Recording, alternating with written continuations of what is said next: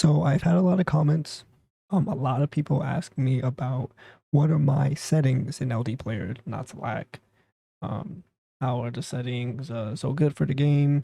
You know, their settings aren't doing so well, so the game is like buffering and things like that. Honestly, at the end of the day, it really does come down to your system specs. Emulators do run off of RAM. If you have like no RAM in your computer, say you only have like 4 GB, you're not running anything.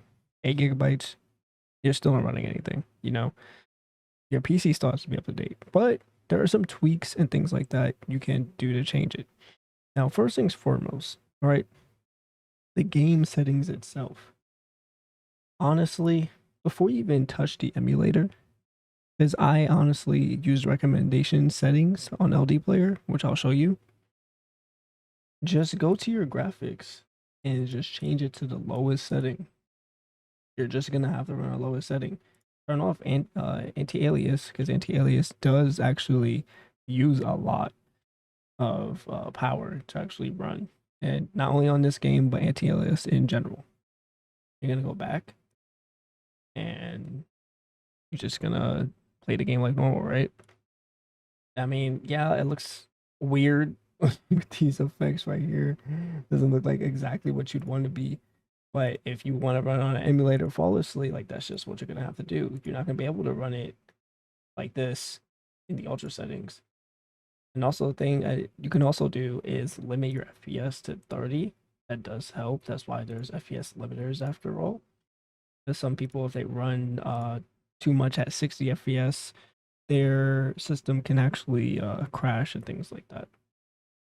Now, besides that, we have the system settings. I don't really use anything crazy. I just use the recommended 4 cores, 4,000 memory or RAM. Now, this is what I run just because I have a higher end PC. Now, what you can also do to stop your LD player from lagging as much, you want to turn off support texture, because obviously it's trying to support the emulator to create more textures, obviously using more power for the emulator. And then you can also mess with the frame rate in here. You can also check off enable high frame rate if you're actually not able to run a high frame rate. Then that's pretty much it. Like, I literally don't run anything. So you can, I would honestly suggest just go into Black Clover settings and finish it out.